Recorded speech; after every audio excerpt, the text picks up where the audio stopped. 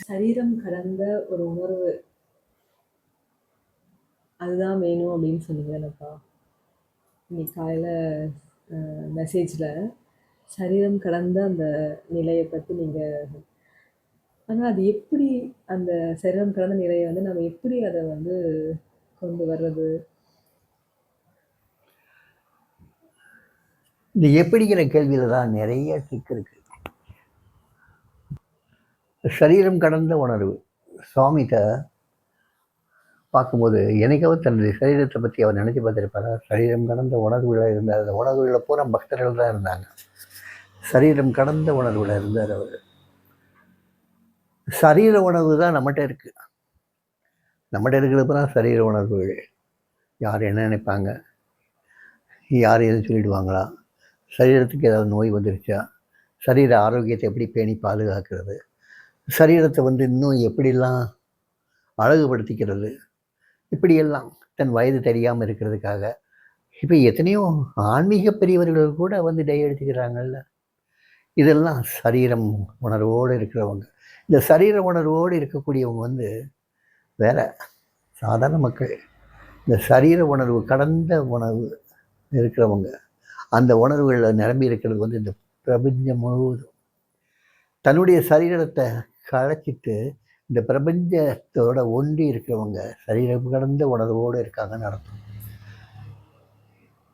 இது நம்ம சுற்றி இருக்கக்கூடிய இந்த பிரபஞ்சத்தில் வந்து ஏதோ ஒரு வைப் இருக்குல்ல, அப்படியே ஒரு லைவாக ஒரு ஏதோ ஒன்று அதிர்வு இருந்துக்கிட்டே இருக்குது. எத்தனையோ ஆக்டிவிட்டீஸ், எங்கேயோ கிரகங்கள் புதுசு புதுசாக உற்பத்தி ஆகிட்டு இருக்கு, எங்கேயோ கிரகங்கள் வந்து அழிஞ்சிக்கிட்டு இருக்கு, எங்கேயோ சில கிரகங்களில் வந்து ஏதோ ஜீவராசிகள் நடமாடிக்கிட்டு இருக்குங்கிறாங்க. ஏதோ கிரகங்கள் இங்கிருந்து அங்கே வேகமாக பாஞ்சிக்கிட்டு இருக்கு, எத்தனையோ நம்ம கற்பனைக்கே எட்டாத வேகத்தில் பாஞ்சிக்கிட்டு இருக்குங்கிறாங்க.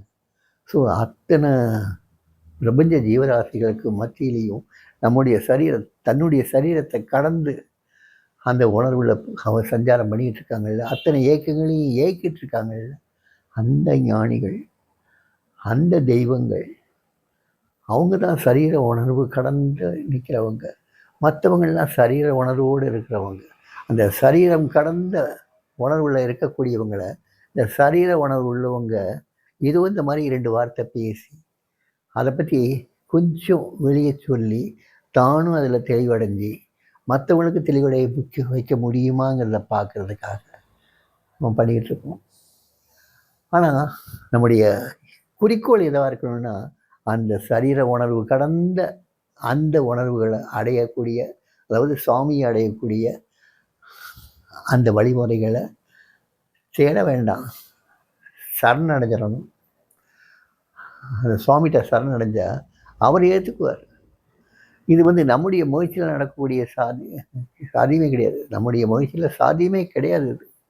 இது எப்படின்னு கேட்குறீங்களா? இந்த எப்படின்னு கேட்டாவே ஏதோ வழிமுறைகள் இருக்குது, நம்முடைய சக்தி இருக்குது, நம்முடைய சக்தியை பிரயோகம் பண்ணி நம்ம அந்த நிலையை அடைதலான்னு நினைக்கிறோம். இன்னும் நமக்கு அந்த சக்தியே கிடையாது. இந்த சரீரத்துக்கு அந்த சக்தி கிடையாது, நம்முடைய புத்திக்கு அந்த சக்தி கிடையாது, நம்முடைய உணர்வுகளுக்கு அந்த சக்தி கிடையாது, நம்ம மனசுக்கு அந்த சக்தி கிடையாது.